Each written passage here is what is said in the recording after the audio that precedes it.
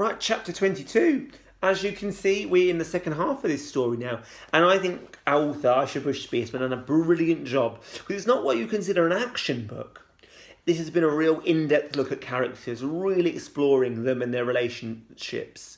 I mean, even characters we've barely met, like Izzy. I feel I have a good understanding of Izzy as a character just from the few interactions she's had with characters around her. That's a master storyteller at work. That we've kept this engaged all this way with just lots of character building. Let's crack on. Chapter 22, our last one for this week. Are you sure you want to get all of that? I don't know what else I need to turn American. I'll sort that out. Elle whispers from behind me. We're at Mackey's with the others and I'm about to buy a burger and chips. I thought we came here to eat, I retort. Our Mackey's is always busy. Tonight it's full of people our age, although I don't recognise most of them. They must go to a different school. I'm going to keep American. Yeah, but I'm just getting chips. I don't want to look greedy, Elle says. I roll my eyes when she's not looking. I realise in that moment that our Friday night sleepovers are well and truly over. Well, I haven't eaten since lunch, so I'm buying a burger. Love Saf. Absolutely love her. She doesn't give in to peer pressure. If she wants a burger, she's having a burger. If we can learn anything from Saf, it's that. If you want the burger, have the burger.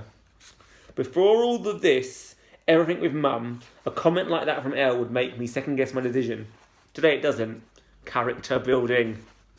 Elle shrugs, already back on her phone.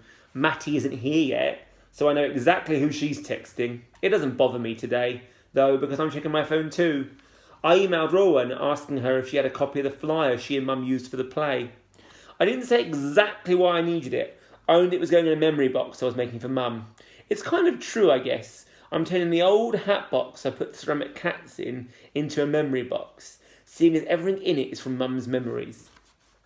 I've been calling it my inventory, like in Fairy Hunters, where you collect spells and food and clothes to help you on your mission.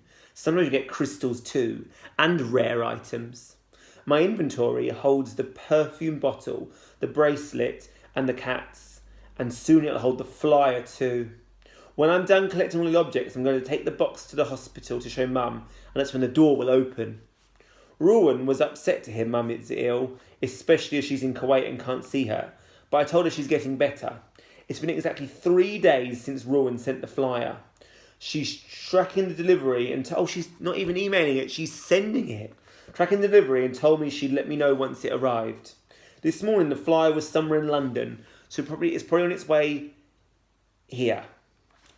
I've been checking my phone obsessively all day waiting for updates. I can't bear another day without a new memory. As Elle and I take our seats and I start eating, the boys arrive. My heart sinks as I see Johnny among them. At least David's here though. I still remember him asking about Mum. Maybe he won't be as mean. Matty kisses Elle right on the lips in front of everyone, looking around afterwards to make sure we all saw. Izzy's sitting right across from me and we exchange a look. She smirks and I know exactly what she's thinking. The boys come back with their food. They haven't ordered much either. So now I'm just sat here scoffing my burger while the rest of them pick up a bag of chips like pigeons. Just like you to be hungry, Dobby, Johnny says, smiling. But it's not friendly. His teeth are jagged at the end, like some sort of predator. A beer laughs. I don't like a beer. Izzy frowns. I like Izzy. Elle ignores the comment. She's too busy staring lovingly into Matt's eyes while they feed each other chips. Huh. I want to believe that she didn't hear it, but I'm not so sure anymore. Hilarious, I say sarcastically. Johnny laughs. Someone's a bit sensitive, aren't they? I shrug, looking him dead in the eye. No, I just don't think you're funny. A beer lets out a sigh. Just ignore him, she hisses at me. Johnny's an idiot to everyone. A beer finds me funny, don't you? Johnny presses, noticing the tension between us. David shrinks back into his seat, looking miserable. He opens his mouth as if to say something, but then takes a sip of his drink instead. Wonder what David was going to say. David's an interesting character. A beer would find a plastic bag funny. Ooh, I retort before I have the chance to think. The monster swims triumphantly through my veins, egging me on. She gasps as if I've slapped her. I open my mouth to say something more, but everyone's turned to stare at someone who just walked in. I look.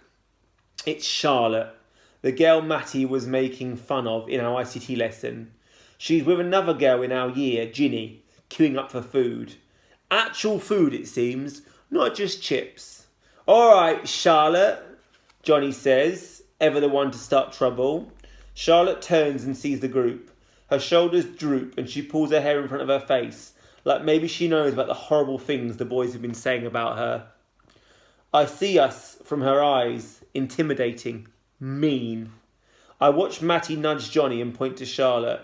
He puts his phone down just as she picks hers up. It can't be a coincidence, can it? I watch her read something on it. Her face crumples and I know it's bad. She shows Ginny, who glances over at us annoyed, but she's probably too scared to do anything about it.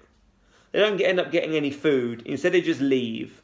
I watch them go, my eyes travelling across the room, and it's when I see her. Amina, sitting in a booth alone. The way the light falls on her, it's like she's glowing, like one of the fire fairies from Fairy Hunters. Someone crosses my path and I lose sight of her for a second.